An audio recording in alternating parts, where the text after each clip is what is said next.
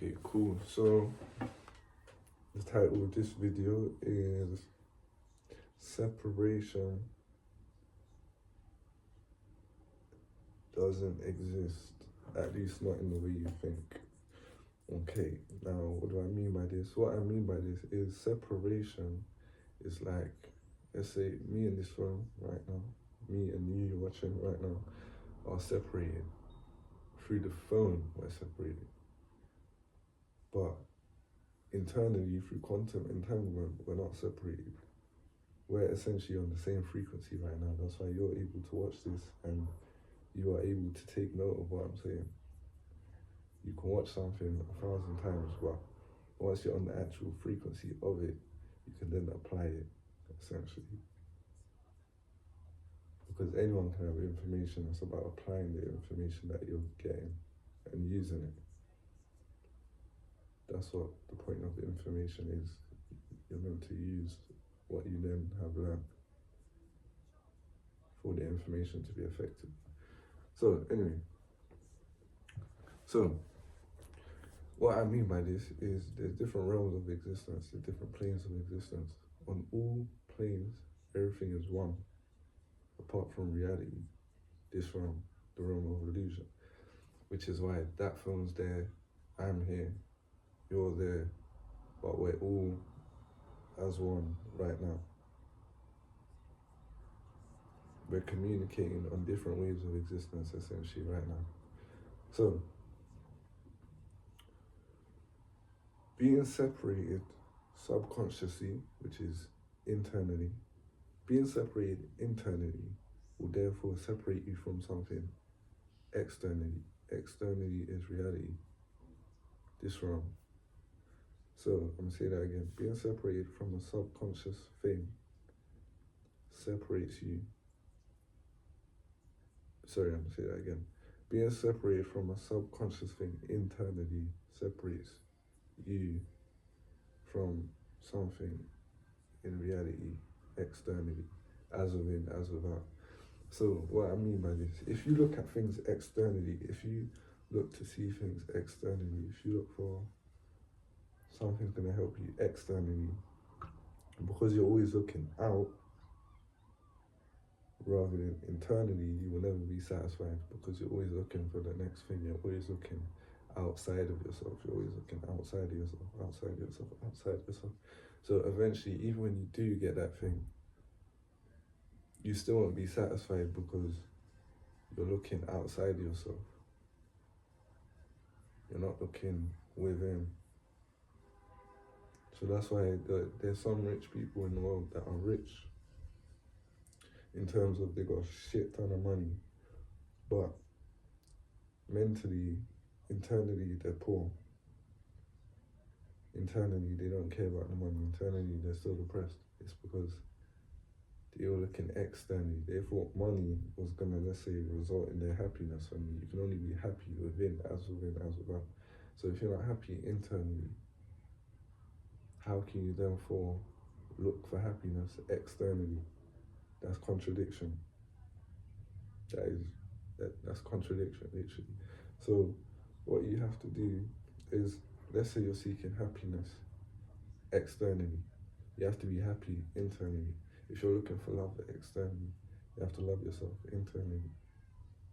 Reality is an internal game. So how you feel internally will reflect externally. That's all frequency is. Frequency is just awareness. So the more aware you are of yourself internally, so essentially, the more aware you are internally, the higher frequency you're on internally. And you can shift this within seconds just by changing your self-beliefs, your self-concept, your ideas, let's say experiences. You can change these things very easy. Very easy. So, yeah. That is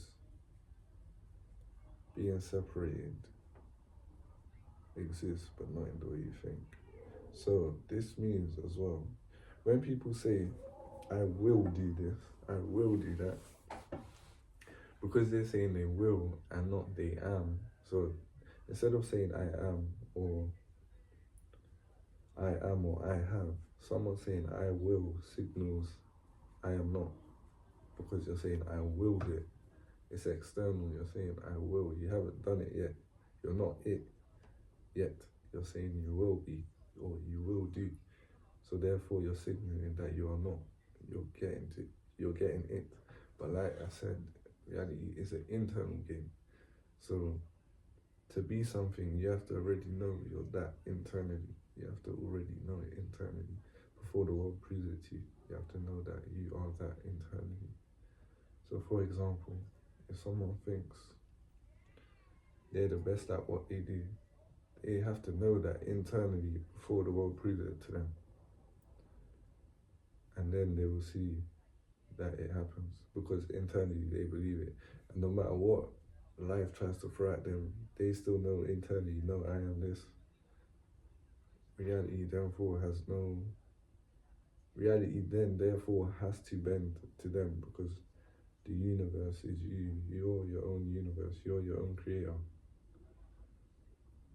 So anything you perceive as hard, you're right. Anything you perceive as not hard, you're right. You're right in both ways, because it's just whatever you accept as true. So whatever you think is hard, you just have to now accept it. You just have to now change your perception and perceive it as not hard, and it won't be hard. It's that simple. You just got to change perception.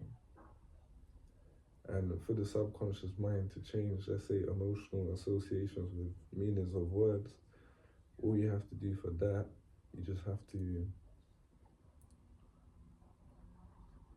find somewhere that, let's say, you can get relaxed, comfortable. You can put on meditation if it helps. If it doesn't, you can just be comfortable, be still. And from there, when thoughts flow to you, let's say you can then go to thoughts to do with, let's say, that word. Whatever your emotional associations are with that word, engage with the memories that you have associated with that word. And then picture now, let's say they're negative memories.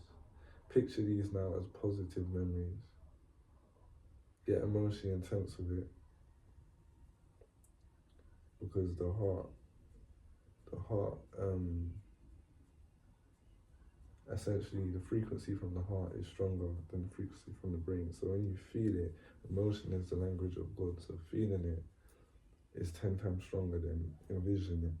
Even though vision is still strong, feeling and being in touch with the vision makes it even stronger, makes it even more powerful. So yeah, so frequency, consciousness is self-image. No, sorry. Your frequency, which is just your awareness, you can change by changing your self-image. If you don't know what your self-image is, this is beliefs, perception, your convictions, your reactions, your moods, your focus, and where you emotionally charge your thoughts. You have to know what you want in reality, then have specific identity. Yeah, I don't know what the fuck I just said. I try to read what I read. Fuck what I'm saying. Fuck what I just said there. But yeah, bear with me. Right now, I got a book full of notes. I will have a whiteboard soon. This video is just explaining that separation doesn't really exist. So separation is not separation in the way that you think. And therefore, internally, if you do ever feel separated, then in reality, you will also feel separated, because reality mirrors how you feel internally. So whatever you feel internally, you will see externally. For example, someone that says, oh, someone that wakes up and says, oh, they're gonna have a bad day, they then wonder why their day gets progressively worse. It's because they said it's gonna be a bad day, therefore reality reflected a bad day.